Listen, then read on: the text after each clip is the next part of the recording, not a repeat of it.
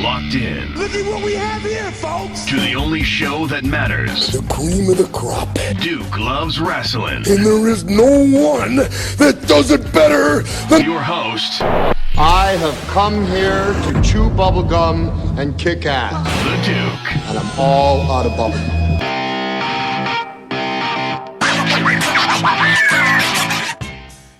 Folks, as you know, the pro wrestling fan base, right?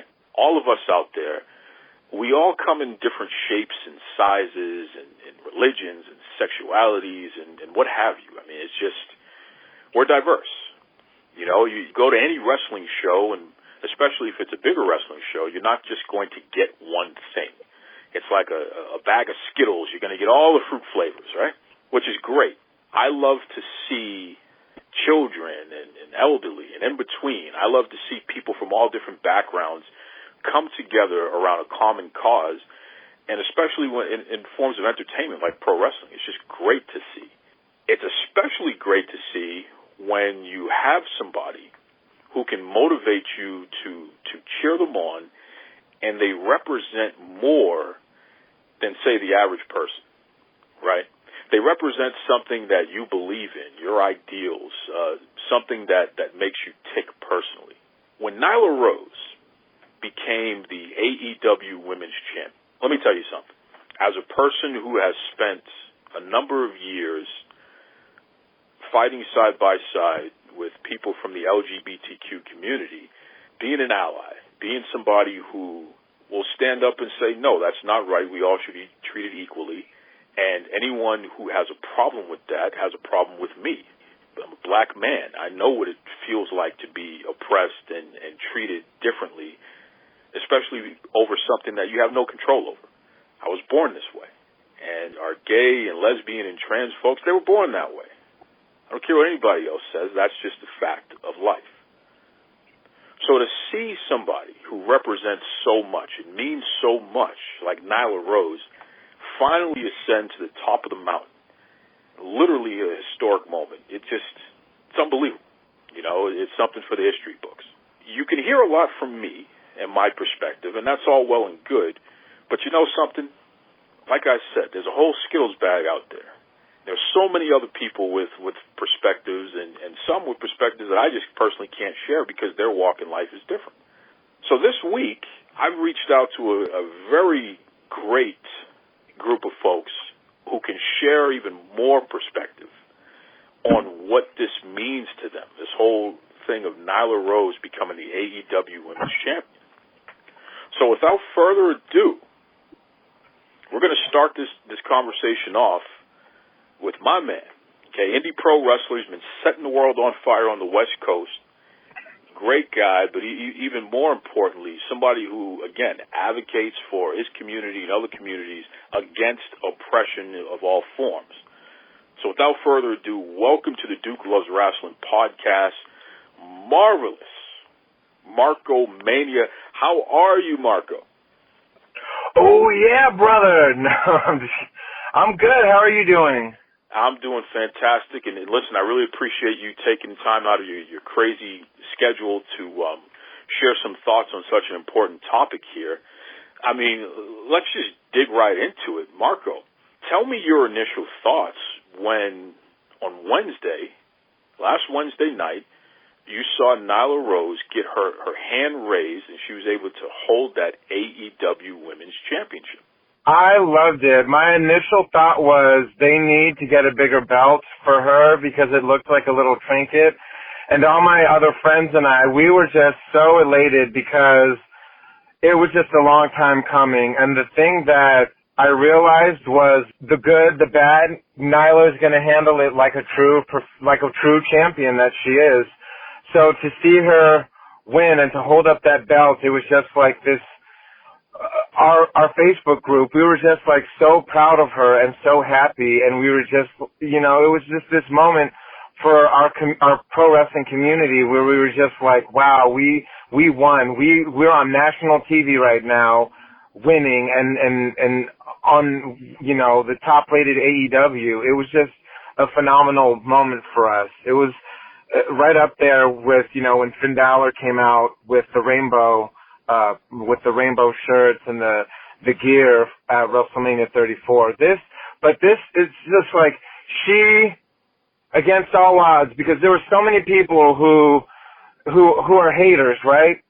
But then, you know, I'd like to think that our community counteracts that, and to see her holding that belt and just that smile she had, it was such a moment of perseverance for us. You mentioned the Facebook group. Tell everybody about this group, please, because it's really cool. And you guys have recently actually gone viral over some comments and support for Nyla that you've put out there. Tell us about the group and also about going viral.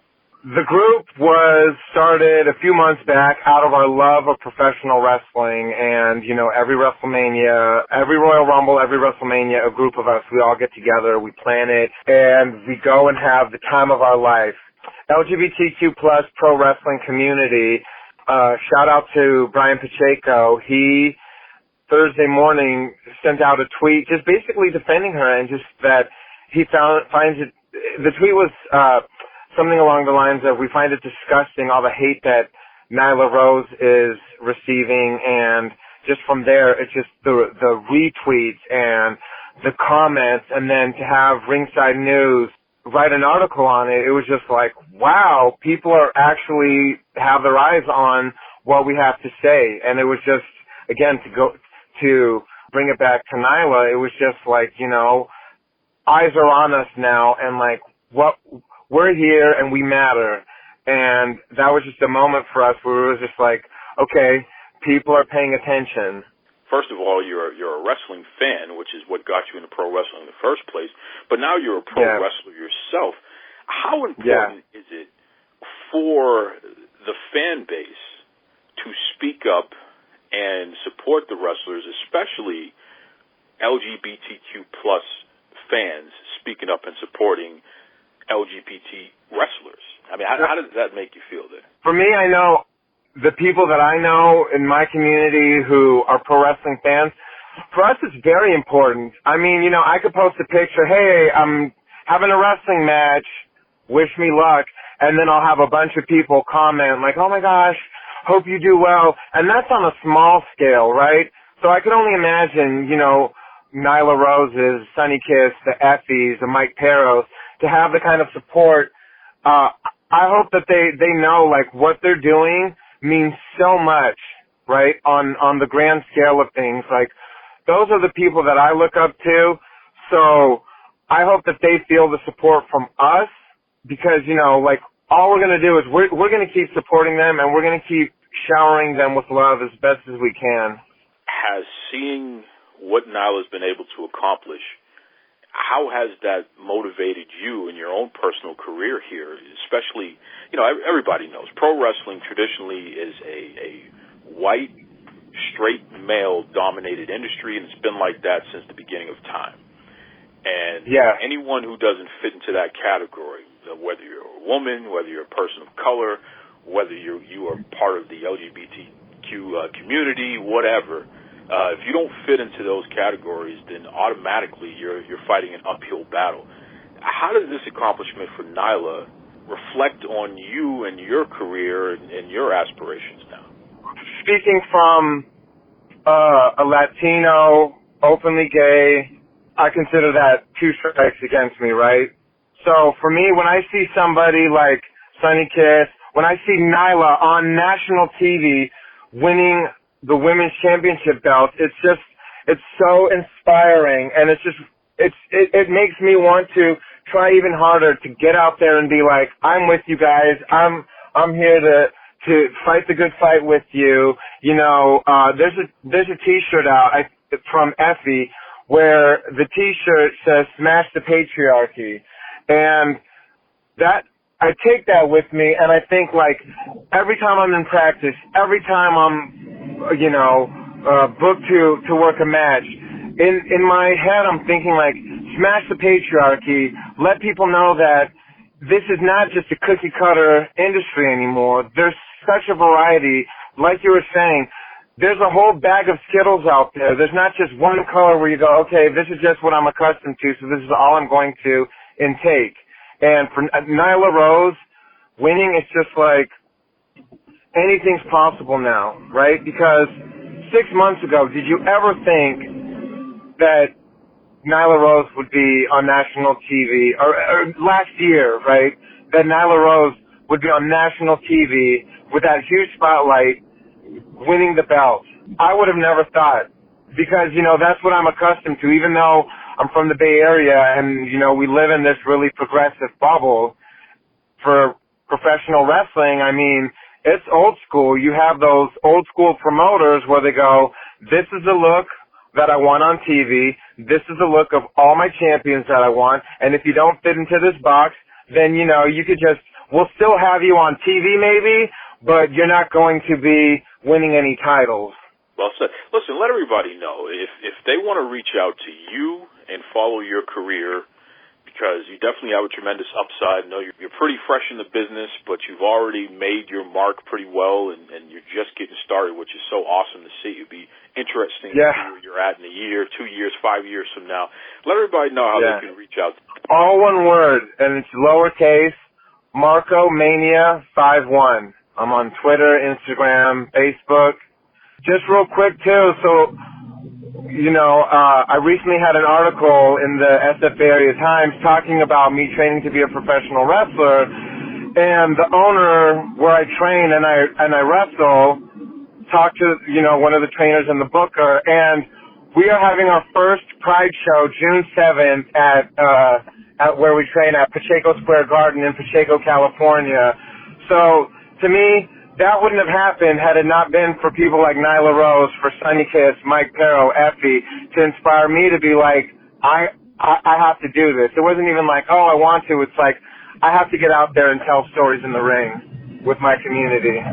We talked about Nyla Rose. We talked about Sonny Kiss and Effie. I mean, these are just definitely major icons in wrestling who are doing so much to push the needle forward for everyone, especially those in the LGBTQ plus community. Let me throw a name at you. Darren Young. A lot of folks I've heard have been inspired by him and his story and the fact that, you know, he was on the main stage in WWE and what have you.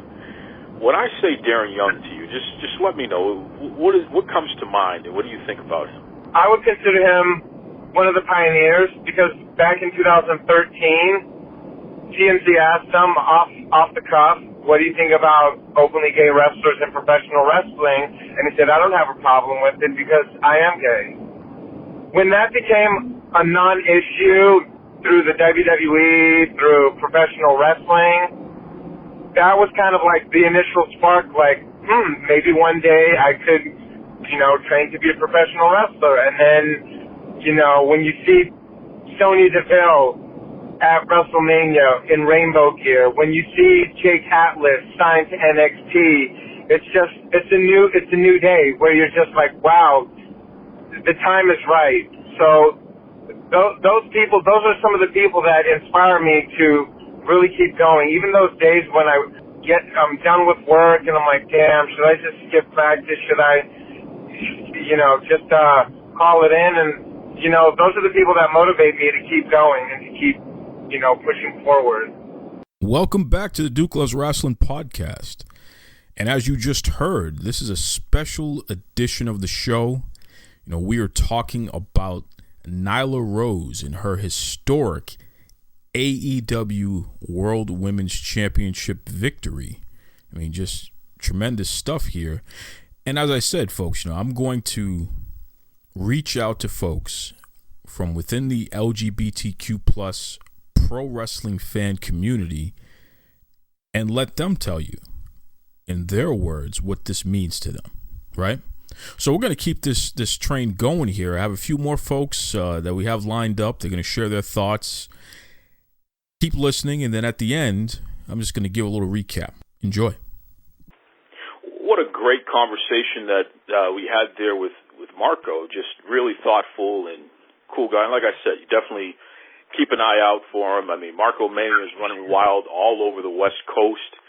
Definitely hard-working indie wrestler. In fact, as he was speaking to me, he was on his way to a show. So that just lets you know the dedication that he has there. But I want to keep this conversation going because, again, this is just so cool, this historic moment in wrestling that's going to live on forever. And we alluded to it earlier, but there is a group. There's a group that's on Facebook and Twitter all over the place. I know that the main congregation point is Facebook there. And the name of the group is the LGBTQ Pro Wrestling Community.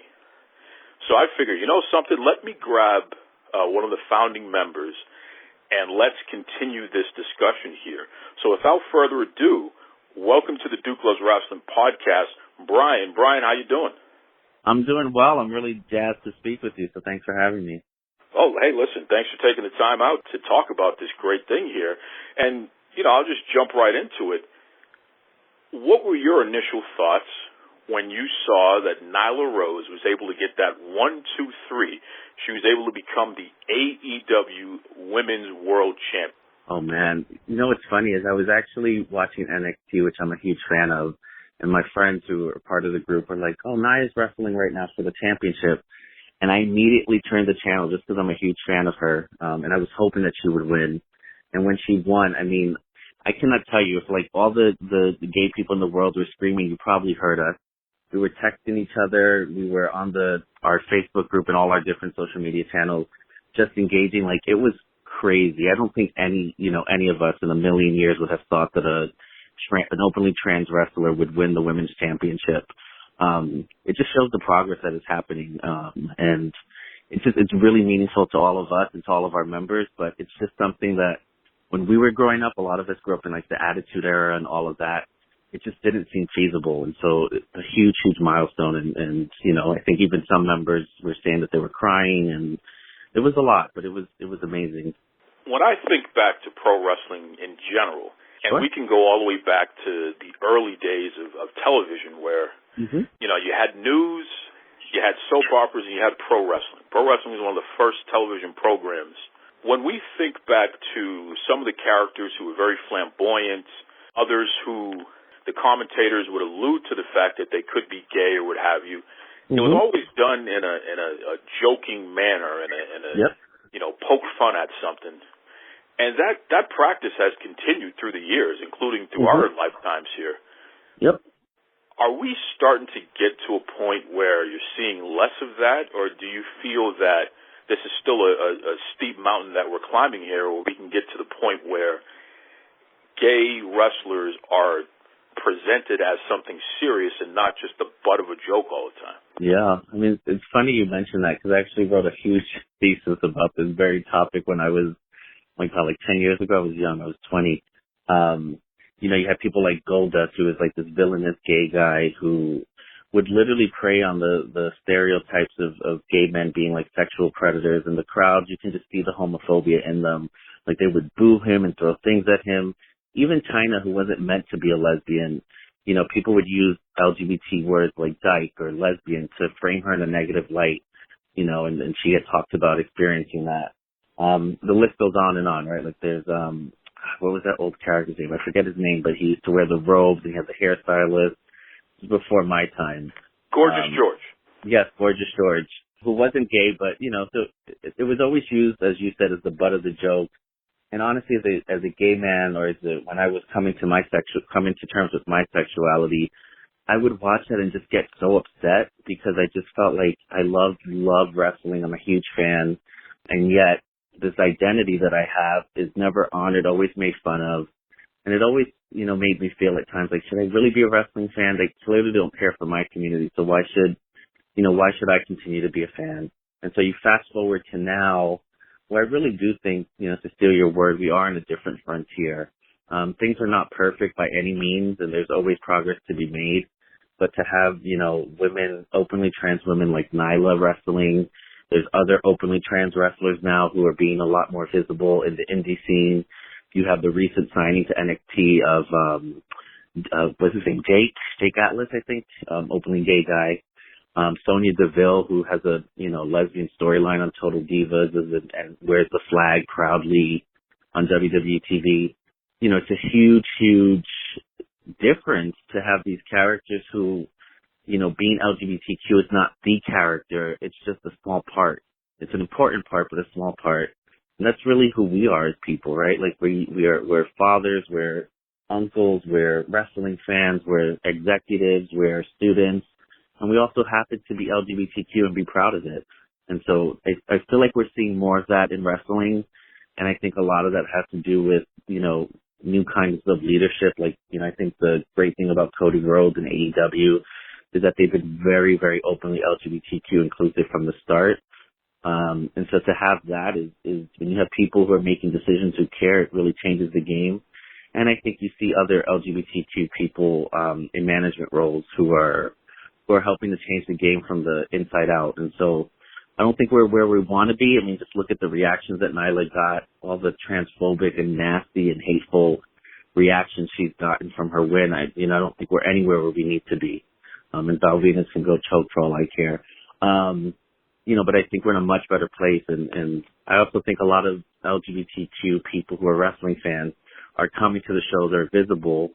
We almost create like a little safety net around each other, right? Like we're here, we're queer, not to take that old phrase. And you're just not going to mess with us. We're going to enjoy it as much as you are because you're no more of a fan than we are and vice versa. Barack Obama became the President of the United States. Mm-hmm. You had an interesting reaction from folks who may not have necessarily been supportive of that idea, having somebody, a non-white person, be president. Mm-hmm. And the reaction was afterwards, well, we couldn't be a racist society because, we had a black president. So we gave you that. So that should be enough. Yeah. What do you say to people who may try to take this Nyla Rose victory and say, see that? Wrestling couldn't possibly be homophobic or what have you, or transphobic. Yeah. I mean, we just gave you a trans champion. That should be enough. Is that enough, Brian? Is it enough? No, it's never enough. I think until we see a different reaction to a win of like someone like Nyla, to an openly trans person, openly gay person, until, a trans person is world champion and the reaction is not what Nyla got, I don't think it's enough, and I don't think we're nearly anywhere there. I think, Barack Obama is an interesting case study because, if anything, I think it emboldened people who have homophobic or racist or sexist ideologies to come forward because it starts to feel like, oh, wait, these other people are getting their shine or getting some play. But what about me? What about, my community? And then you start to see the transphobic comments, whether in the case of Nyla Rose or the racist comments in the case of Barack Obama. I don't want to get too much into politics, but I think, having Barack as president is part of the reason that we have our current president, right? A lot of people felt like, well, we have to take back what's ours. And until that's not the reaction, right? Like a trans person winning the championship is not a devalue of other communities, is not pro wrestling becoming less than it was before. Is it changing? Of course. Should it change? Of course. But there should be room for all types of characters. And I think, unfortunately, when you see women like Naomi come out with the beautiful afro at the Royal Rumble, you saw all the racist comments she got.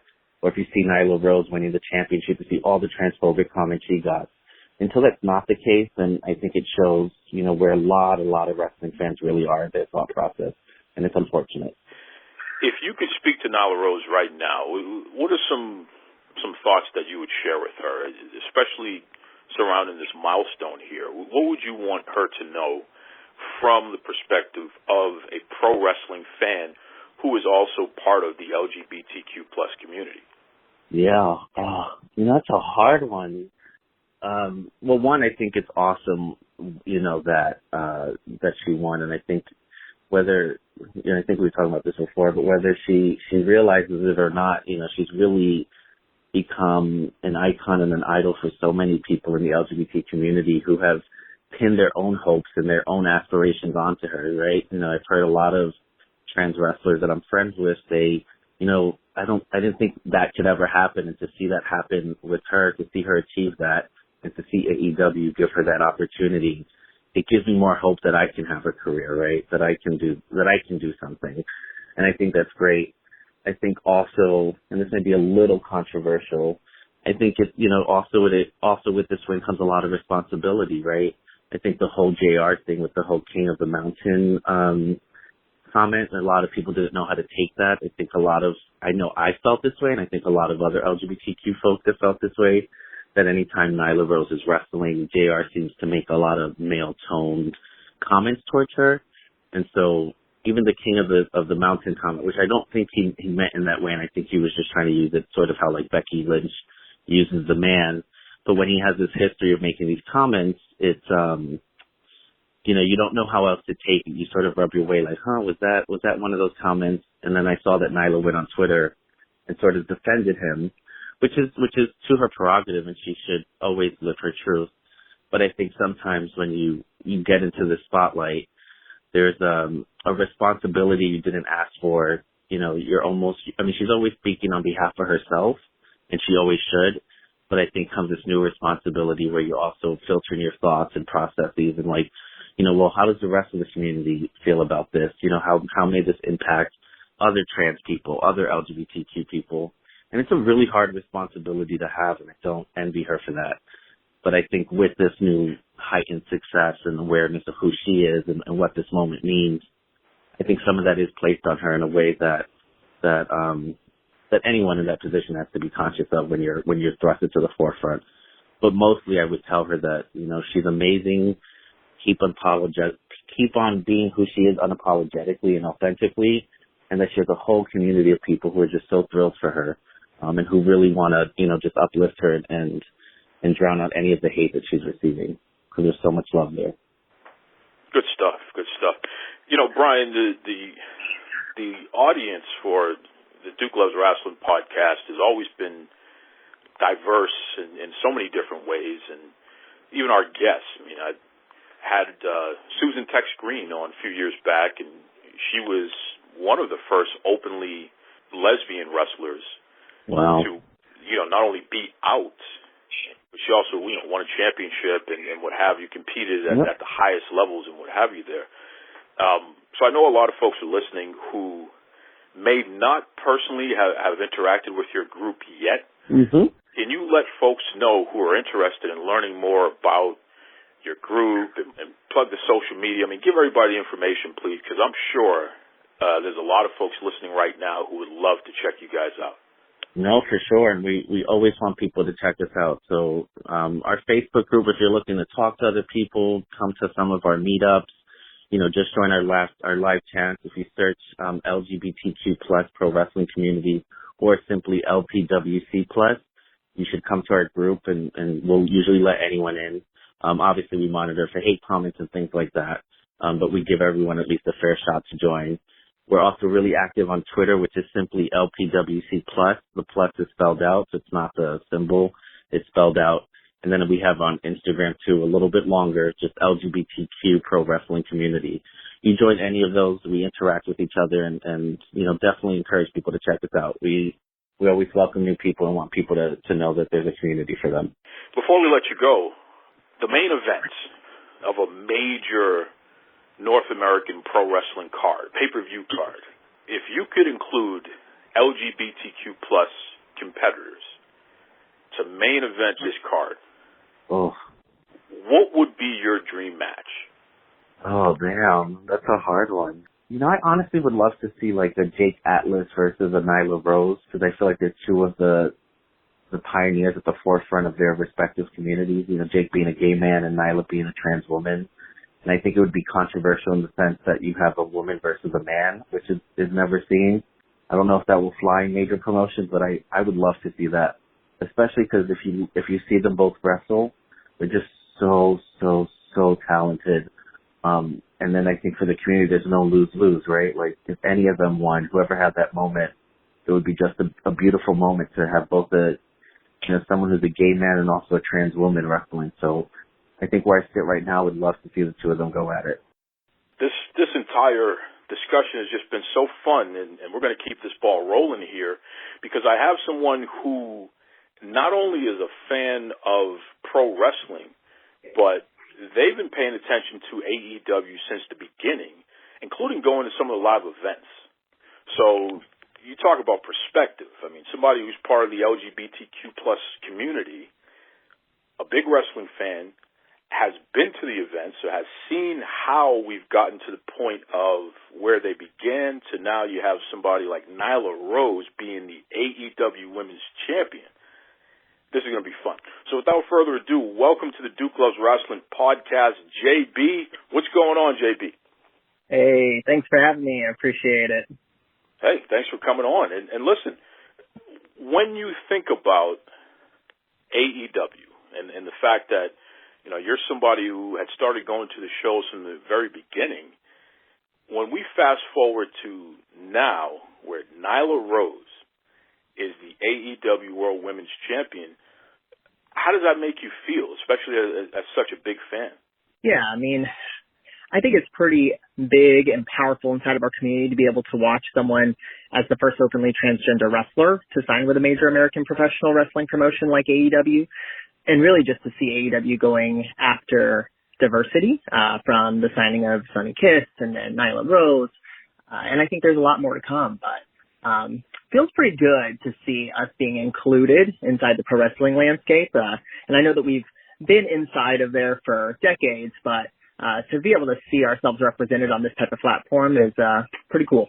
You were at the first pay-per-view even before AEW was a thing, right? What was that called again? Was that All or Nothing? What was that? So, no, All In, Chicago, kind of the Woodstock of pro wrestling. That's right. All in Chicago there. Talk to me about the atmosphere, and especially in the beginning and compared to now. Was it always this inclusive atmosphere as far as the fans are concerned? Because, you know, we see a lot of support. We see some detractors, but we see a lot of support for Nyla becoming the World Women's Champion there. But what about in the stands? What have you observed as this whole thing has come to fruition over the past year and a half or so? Yeah, I mean, starting with All In, I can tell you it's just a wow atmosphere. You could tell you were a part of something special, and that was even before AEW was birthed in January. But I can tell you just from the multiple shows that I've attended for AEW, the crowd is probably the most diverse crowd I've ever been in. You can tell at a quick glance that, you know, there are members of all the LGBTQ plus community there. And feels very open and welcome, which, you know, feels great as a member of that community to be able to come and enjoy and be your whole self while you're at the show. When we think about pro wrestling, especially here in North America, I mean, obviously AEW and WWE, those are the two top companies right now. Are you surprised that WWE wasn't the first to crown a transgender world champion? I'm not. You know, I feel like WWE has so many layers, and being a publicly traded company, and, you know, I think that they're trying to balance a lot of different point of views. I think that there's absolutely people on the creative teams that are probably all for it. Do I think it's been discussed? Absolutely. I think we still have a lot of work to do in terms of representation of this community in the WWE. Though we've had a bit over the past couple years, Finn Balor, you know, being a huge advocate, you know, and we have a few openly gay wrestlers now inside the WWE, but there's a lot of room for growth there and how you do it. And I think that they're being very careful in how they do it with public perception. I think where the difference is with AEW is they are risk takers. They are new. They are fresh. It's a different perspective. And you know what? They came out guns blazing, and, you know, you got to give them props for that. And as a member of the community, we really appreciate it. Yeah, you could say that again. I mean, especially as they've marketed the company, one of the things that they've pointed out is that they were going to be inclusive. And, you know, you were going to see women's wrestling presented in a way that traditionally you haven't seen it in pro wrestling. I mean, it wasn't that long ago where women's wrestling was just treated as a fad. It was a special attraction, but not necessarily an important part of the card beyond that. So to have a company come in and say, hey, we're going to treat this just like we treat everything else, I mean, that's a pretty big deal. It's a bold statement to make. When we think about the beginning and we think about where we are today, do you feel AEW has held up their end of the bargain in that regard in terms of how they've marketed women's wrestling and what we are expected to see versus what we've seen? You know, I think we had really high expectations coming off some of the announcements from Brandy and the rest of the VP team. Women's wrestling was marketed to be special, to be shown in a different way, to have a lot of exposure. And I don't. I mean, I think that, you know, they dropped the ball a bit. They've got a lot of things, you know, to handle. And, you know, I know we were talking off the grid a little bit in 2020. There's not a lot of time for them to figure that out. I feel like they let us down a bit. What I think is great about this team is that, you know, they listen. Being at some of these live events when the cameras stop rolling, so we're done filming a Dynamite, we're done filming a Dark, we usually get a little bit of time with Cody on the mic, and, you know, he is very open and honest with what they're working on. And, you know, if I'm a betting man, they're listening to, you know, all of the fans, if that's via social media channels or at live events. And women's wrestling in AEW in the last 60 days has definitely taken a turn, and in my opinion, a turn for the better with more exposure. We're starting to understand who some of these characters and talent are, and, you know, love seeing that we're finally treating Nyla Rose as the beast that she is, and getting to see what we may have all wanted to see from the get-go with her having that AEW Women's Championship. What's the best case scenario at this point? I mean, now that Nyla is the champion, I mean, do you feel that her reign should, you know, have some legs on it? It should be for a while, or with some of the other folks who are coming in, like Chris Statlander and Big Swole, do you feel that the competition is becoming so strong that it would be all right if she were to drop the title and then go back on the hunt, go back on the chase? I don't. You know, I think that Nyla Rose needs to be able to run with this title for a good while, really prove that she is that beast, that she is the one to beat, that she runs the women's division in All Elite Wrestling, and bring on the competition, right? So, I mean, I was watching last night and seeing Swole and Statlander out there, you know, to somewhat challenge her and say, hey, we're here. We want that championship just as bad as you do. I don't think that anyone is going to take that away from her. She's fought to get to where she is. And yeah, I hope to see her have legs on that run and just take out the competition left and right. And, you know, hopefully she runs through the roster and then we continue to see new faces in AEW get a shot. But yeah, I'm hoping to see Nyla hold it for a long time. So when she does lose it, it really, really means something. Very well defined take on that, and I agree with you 100%. I feel like a strong champion will continue to bring prestige to your championship, and with that prestige, I mean, you know, the longer she goes with that title, the more interested I'm going to be in who could possibly be the person to defeat this champion, or maybe there is no one. You know, maybe this person is going to be the most dominant champion of all time. You never know. So that's pretty cool there. Listen, tell everybody, JB, because you got a lot going on. I mean, obviously you have your own social media. You're also part of a fantastic pro wrestling fan group. Plug everything. Let everybody know how they can reach you, JB, to talk about wrestling, how they can find the group, the whole 9 yards. Absolutely. So I am JB Griffin at JB Griffin3. I'm on all social media platforms, so Twitter, Instagram, and Facebook. I'm a part of a much larger community, the LGBTQ Plus Pro Wrestling Community, LPWC Plus for short. So a very inclusive group here to, you know, push not only a safe space and non-judgmental, very positive, fun group of wrestling fans, but really for anybody, advocates, allies, everyone to be able to come join in the fun, discuss pro wrestling, and have a little fun with it. And yeah, let me give you those social media. So we've got IG LGBTQ Pro Wrestling Community. We're also on Twitter at LPWC Plus. We have a YouTube channel as well, which is the same, and Snapchat, if you use that, LPWC Plus. Good stuff. Listen, JB, before I let you go, let me ask you a question that has really taken over the discussion this week, and I know that, you know, you and members of the group have weighed in heavily on this. You have folks, you know, like Val Venus and some of these other guys, Disco Inferno, whatever, even Jim Cornette. In their opinion, Nyla Rose, as a trans woman, this should be part of her storyline. and this should be something that AEW is focusing on and utilizing while she's in a heel role, because it's a topic of discussion in their opinion, and this is something that everybody else wants to talk about. Why is AEW ignoring this and what have you? Cody Rhodes has recently come out with a statement just saying, we're not going to feed into that sort of thing, and if people are going to be speaking negatively, we won't even return fire or hit the ball back to them, so to speak. What's your take? Do you feel that Nyla being transgender should be something that's incorporated into the wrestling story? I mean, this is a real life, but into the wrestling storyline? And if so, how should that be presented? If not, why not? I mean, I think it is, A, sensitive topic, but B, it's a very personal topic. So I think it would really be up to Nyla Rose, her comfort level, and if she feels that that was something that she wants to do in AEW.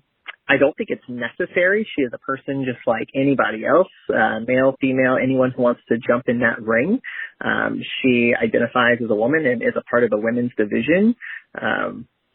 I don't think it's necessary. I do see potential to be able to, acknowledge what's happening. Realism sometimes and real life stories make the best pro wrestling. However, I think that is a total decision between Nyla and the head of AEW. I mean, this has just been so great. Once again, folks, we're talking about Nyla Rose and her historic championship victory. All Elite Wrestling, she is now the World Women's Champion. And again, we're talking about a Black Native Transgender woman doing something that no one has ever done before and winning a major championship in a North American wrestling company. It's just tremendous. We're going to switch gears here, though, because I have on the line someone who is an indie wrestler in her own right. She's Black and transgender as well.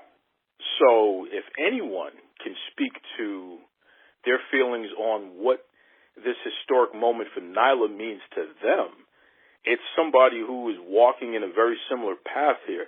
So without further ado, welcome to the Duke Loves Rasslin Podcast, Lola Starr. How are you today, Lola? I'm doing good. How are you? I'm fantastic. And listen, tell me right away here, what are your thoughts, especially as an indie wrestler in your own right? How does it feel to see Nyla Rose make this historic journey and reach the top of the mountain? Honestly, I'm still in awe about it. 'Cause it's so we have all these first evers just for women in general. And then it's just so good to have that representation. It's so surreal. 'Cause, years and years ago, seeing and hearing these types of things, it was impossible. It's you're crazy to even think that that's even a possibility. And now it's being done over and over again. And now for this to happen, it's crazy. But it's the good kind. It's the good kind of crazy. Of course. And when you started in the business, did you ever think that this would even be possible? I mean, it's one thing to wrestle, it's one thing to have a dream, to get out there and compete and what have you, but to become the champion, though, especially of a major promotion, did this ever cross your mind that this would even be a possibility? Well, it's definitely always been something that I've wanted as far as my own personal journey, but I knew it would happen because the world is moving in the right direction. There's still so many issues and things that need to be addressed, but I feel there have been some huge leaps for everybody, and especially in the LGBT community as far as wrestling goes. Man, this is the time, and I didn't expect it to happen so fast, but I'm so happy for her. It came out of nowhere, I feel too, because I honestly thought she would have been the inaugural because of the momentum she had going. She was killing it on the pay-per-views, and then she won the Casino Battle Royal. So I definitely thought when she went, when she locked horns with Riho, that she was definitely going to be the first. But yeah, this is really crazy. I don't even know what else to say. Well, you're definitely saying a lot here. And tell me, I mean, especially from personal experience, what's been the most difficult part about being a transgender woman who's also a pro wrestler? Have you had any experiences that have been challenging based around that? I mean, honestly, I feel like overall I've been super embraced by like everyone. I think more than anything, it's just getting started. It's such an inner struggle because you have to go through these phases of like, you know, like for me personally, it was like, oh, okay, I thought I was gay. Oh, I thought that was it. And then it's almost like coming out of the closet like twice and having to, you know, be vulnerable yet again and open yourself up to your family, your friends, the world even, and taking that first step in a ring, that first bump in a ring, and, you know, just wanting to like, of course you want to be proud and strong and empowered to be yourself, but you also still, at least me personally, I like to still be treated, you know, just like any other woman, you know. And so I think just overcoming all of that and, you know, really getting the ball rolling is probably the hardest part. It's for me, I would say, but it's so good to finally, you know, make your debut and find your role in all this madness. Talk to me about the community in terms of your fan base as well. I mean, do you have a lot of LGBTQ plus fans who are following your journey and supporting you and what have you?